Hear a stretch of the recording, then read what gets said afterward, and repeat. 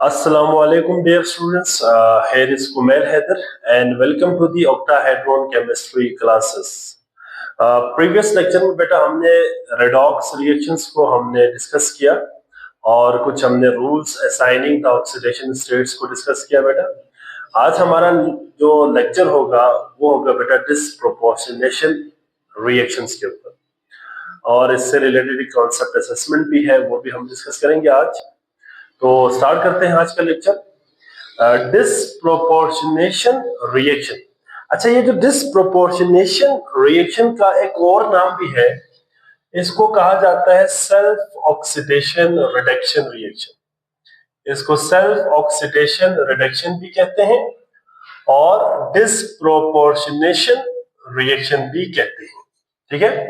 अच्छा जी, हमने redox reactions में ये बात पढ़ी थी कि एक एलिमेंट ऑक्सीडाइज होता है और दूसरा क्या होता है बेटा, रिड्यूस होता है।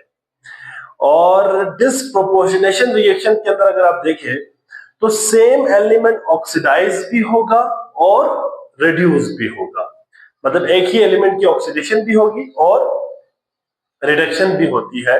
ऐसे रिएक्शंस को हम क्या कहते हैं, डिसप्रोपोर्शनेशन रिएक्शन। सो डिफाइन कैसे करेंगे बेटा, the reaction in which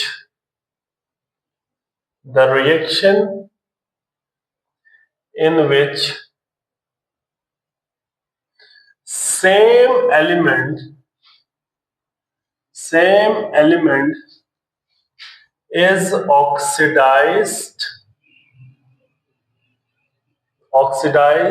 as well as reduced is called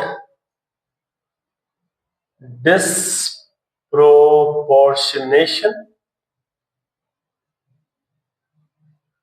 reaction,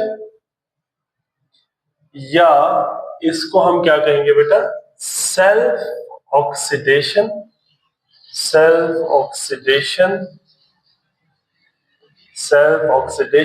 reduction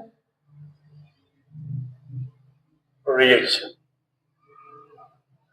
ठीक है, ऐसा रिएक्शन जिसमें सेम केमिकल स्पीशीज ऑक्सीडाइज भी होती है और रिड्यूस भी होती है, ऐसे रिएक्शन को हम क्या कहते हैं बेटा, डिसप्रोपोर्शनेशन रिएक्शन कहते हैं। ठीक है। अच्छा, इसकी एक एग्जांपल आपके सिलेबस में दिया हुआ है, पहले हम उस एग्जांपल को डिस्कस करते हैं, इसके बाद फिर हम कॉन्सेप्ट असेसमेंट की तरफ जाते हैं। एग्जांपल ये है बेटा कि फॉर एग्जांपल एक मॉलिक्यूल है hydrogen peroxide, this is H2O2। Hydrogen peroxide की डिकम्पोजिशन से वाटर और ऑक्सीजन प्रोड्यूस हो रहे हैं। ठीक है, हमने यहां से देखना है कि ये रिएक्शन कैसे डिसप्रोपोर्शनेशन रिएक्शन है। तो हम यहाँ पे देखते हैं, लेट्स सी, सॉल्व करते हैं इसको जरा। पहले मैं जरा इसको सोल्यूशन करके यहाँ पे इस इक्वेशन को एक दफा दोबारा लिखता हूं।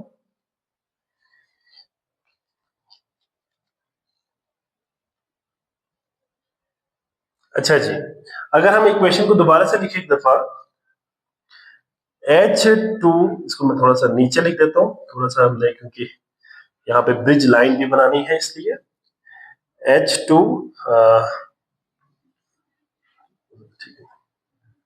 अच्छा जी, यहां पे हम लिखते हैं H2O2।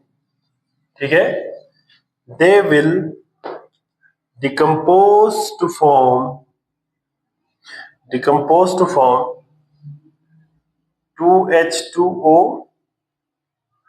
Plus O2। यहां पे भी बैलेंस करने के लिए 2 लगा दें। ठीक है, अब हम जरा ऑक्सीडेशन स्टेट्स को लिखते हैं। पहले देखिए, आपने ऑक्सीडेशन स्टेट को लिखते वक्त आपने इस कोएफिशिएंट को नहीं देखना। ठीक है, आपने इंडिविजुअल एटम के हिसाब से लिखना है। +1 होता है हाइड्रोजन का, चूंकि यहाँ पे 2 हाइड्रोजन है तो इसको मल्टीप्लाई बाई 2 करना पड़ेगा। इसी तरह से ऑक्सीजन यहाँ पे पर ऑक्साइड है, अगर आपको याद हो हमने एक बात डिस्कस की थी बेटा, मैं इसको जरा यहाँ पे थोड़ा सा बड़ा करके यहाँ पे हाईलाइट कर देता हूँ। हमने एक बात डिस्कस की थी कि ऑक्सीजन अगर नॉर्मल ऑक्साइड है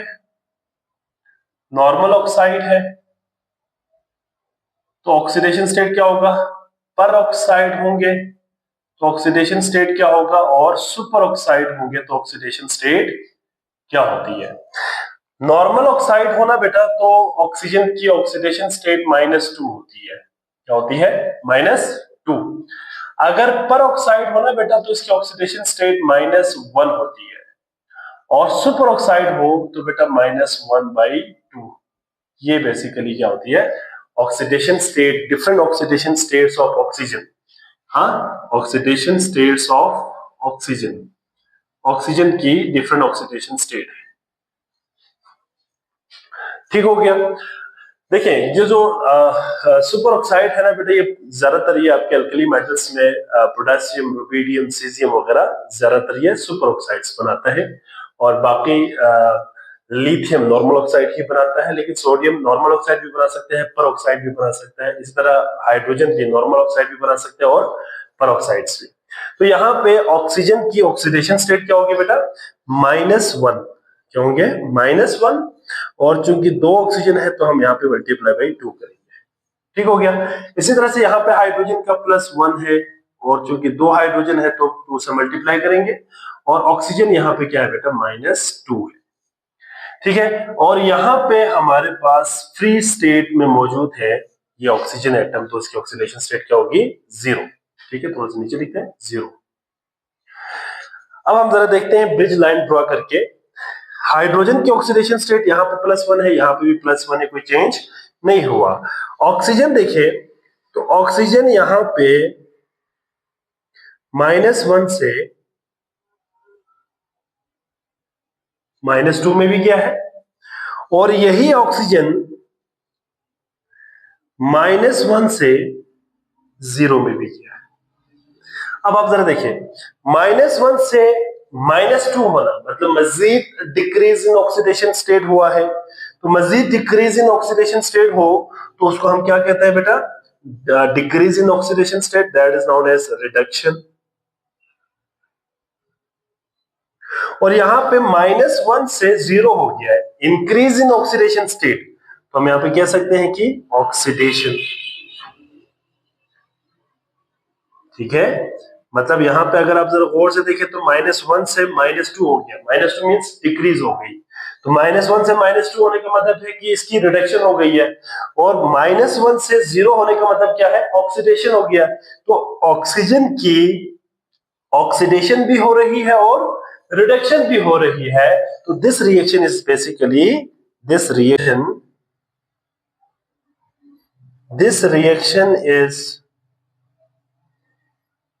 reaction is disproportionation reaction,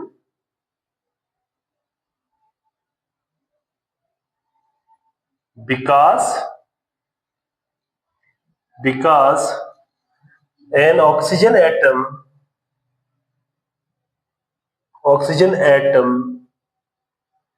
undergo oxidized as well as reduced। Oxygen atom oxidise भी हो गया बेटा, और ऑक्सीजन एटम रिड्यूस भी हो गया। तो ये हमारे पास एक बेस्ट एग्जांपल है किसकी बेटा, ऑक्सीडेशन रिडक्शन, या सॉरी सेल्फ ऑक्सीडेशन और रिडक्शन रिएक्शन, या फिर सिंपल डिसप्रोपोर्शनेशन रिएक्शन की एक बेस्ट एग्जांपल है। इसके बाद आता है बेटा आपके सिलेबस में एक कॉन्सेप्ट असेसमेंट दिया हुआ है 2.1। कॉन्सेप्ट असेसमेंट 2.1, इसमें आपने बेसिकली आइडेंटिफाई करनी है बेटा किसकी ऑक्सीडेशन हुई है, किसकी रिडक्शन हुई है, और हम साथ में ये भी देखेंगे कि कौन सा रिएक्शन डिसप्रोपोर्शनेशन है और कौन सा रिएक्शन रिडॉक्स रिएक्शन है। ठीक है, तो पहला एग्जांपल है बेटा chlorine plus sodium hydroxide, they will form hypochloride. ठीक है, this is sodium hypochloride plus H2O, क्या बना है, साथ में वाटर बना है। ठीक है, सो ये जो आपके पास लिखा हुआ है बेटा, this is known as sodium hypochloride. ठीक है, क्लोराइड, ये आप लोगों ने याद रखनी है, दिस इज सोडियम हाइपोक्लोराइड। ठीक हो गया बेटा। तो सोडियम हाइपोक्लोराइड बन रहा है और साथ में वाटर बन रहा है। तो जरा देखते हैं, लेट्स सी कि ये रिएक्शन कैसे होगा। तो हम जरा इसको जरा सॉल्व करते हैं। पहले जरा बेटा देखिए, दोबारा से इसमें यहाँ पे लिखेंगे Cl2 plus 2NaOH, they will form NaCl plus NaClO plus H2O। ठीक है, तो यहाँ पे इक्वेशन है, इसको बैलेंस भी किया हुआ, ठीक है, बैलेंस भी है। पहले हम ऑक्सीडेशन स्टेट्स लिखते हैं बेटा। सबसे पहले क्लोरीन की ऑक्सीडेशन स्टेट 0 फ्री स्टेट में, एक सोडियम यहाँ पे +1 होगा, यहाँ पे हाइड्रोजन के ऊपर +1 होंगे और ऑक्सीजन के ऊपर क्या होंगे बेटा, माइनस यहाँ पे क्या होंगे, +1 -2। ठीक है, और क्लोरीन यहाँ पे फिर -1, सोडियम +1 और यहाँ पे सोडियम +1, ऑक्सीजन -2। ठीक है, -2 +1 इक्वेशन की दूसरी साइड पे जब क्लोरीन +1 हो गया, यहाँ पे अगेन +1 मल्टीप्लाई बाई 2 और यहाँ पे -2। ठीक हो गया। अच्छा जी, अब हम जरा देखते हैं कि किसकी ऑक्सीडेशन स्टेट चेंज हो गया, किसकी नहीं हुई। क्लोरीन यहाँ पे 0 था बेटा, क्लोरीन यहाँ से -1 भी हुआ है और +1 भी हो गया। सोडियम +1 है, यहाँ पे +1, यहाँ पे +1, कोई चेंज नहीं आई। ऑक्सीजन -2 एंड -2, कोई चेंज नहीं आई। तो क्लोरीन की ऑक्सीडेशन स्टेट में चेंज आई है बेटा कि क्लोरीन पहले 0 से कहां पे गया बेटा, 0 से -1, और यही क्लोरीन 0 से +1। अब आपको पता है कि 0 से -1 होना decrease in oxidation state, that is known as reduction, और 0 से +1 होना ऑक्सीडेशन। अब आप जरा देखिए, एक ही एलिमेंट ऑक्सीडाइज भी हो रही है और रिड्यूस भी हो रही है, तो हमारी ये रिएक्शन क्या है, दिस रिएक्शन इज बेसिकली क्या है, दिस रिएक्शन इज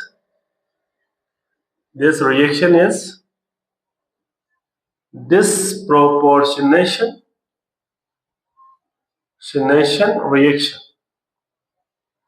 ठीक है, ये एक डिस्प्रोपोर्शनेशन रिएक्शन है। क्यों बेटा, बिकॉज क्लोरीन की ऑक्सीडेशन भी हो रही है और क्लोरीन की रिडक्शन भी हो रही है। ठीक है, तो हम यहाँ पे कह सकते हैं कि क्लोरीन ऑक्सीडाइज भी हो रही है और क्लोरीन की रिडक्शन भी हो रही है। तो यहाँ पे हम ऑक्सीडेशन क्लोरीन की हो गई और रिडक्शन भी क्लोरीन की हो रही है। ठीक हो गया, तो ये आपने याद रखनी, क्लोरीन Cl2 ऑक्सीडेशन भी हो रही है और रिडक्शन भी हो रही है।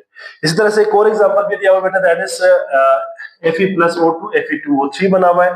इसमें अगर हम जरा लिखे इसको भी जरा, Fe+4Fe+3O2 they will form 2Fe2O3। अब आप जरा ऑक्सीडेशन स्टेट लिखिए, अब फिर 0 होगा बेटा, फ्री स्टेट है, यहाँ पे भी 0 है। यहाँ पे देखिए, यहाँ पे क्या होगा बेटा, यहाँ पे -2 मल्टीप्लाई बाई 3। ठीक है, तो -6 इक्वेशन की दूसरी साइड पे लेके जाओ, +6 डिवाइड बाई 2, तो एक आयरन के ऊपर होगा +3 और मल्टीप्लाई बाई 2। ठीक है, अब आप जरा देखें, तो यहाँ पे आयरन जो है ना बेटा, 0 से +3 में गया है और ऑक्सीजन जो है वो 0 से -2 में गया है। तो आयरन की क्या हो गई है, ऑक्सीडेशन, और ऑक्सीजन की क्या हो गई है, आयरन की ऑक्सीडेशन और ऑक्सीजन की क्या हो गई है, रिडक्शन। तो यहाँ पे हम कह सकते हैं बेटा कि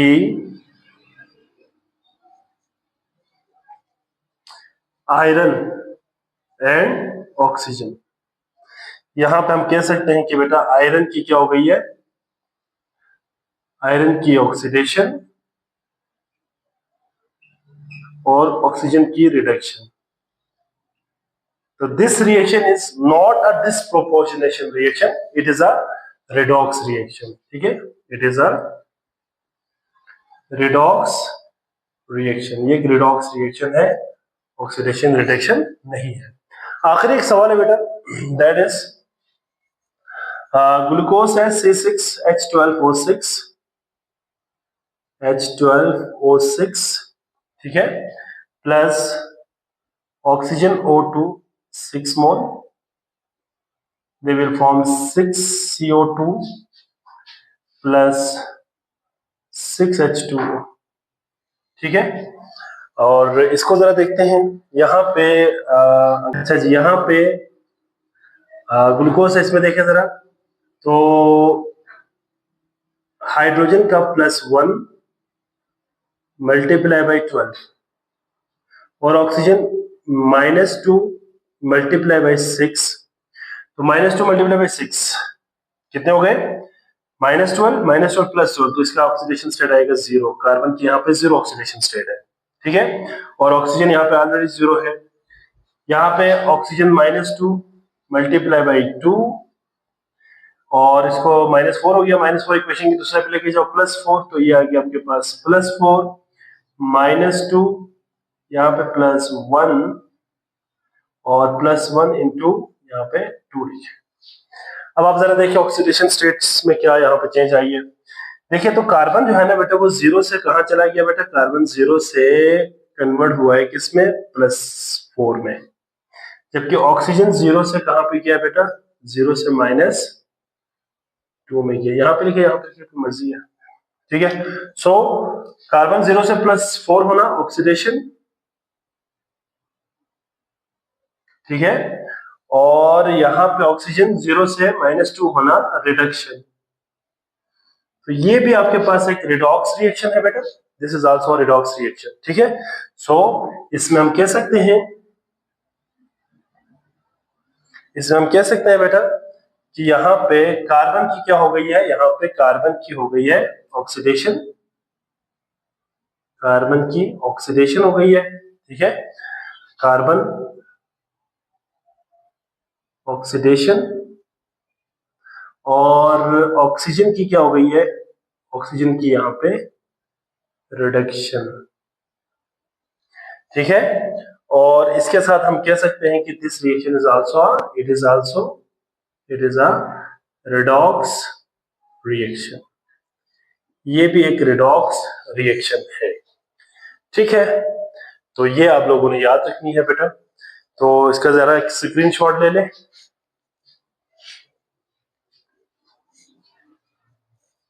जी, आई होप सो बेटा, आप तमाम बच्चों को समझ आ गए होंगे। हमने आज डिस्प्रोपोर्शनेशन रिएक्शन पढ़ा।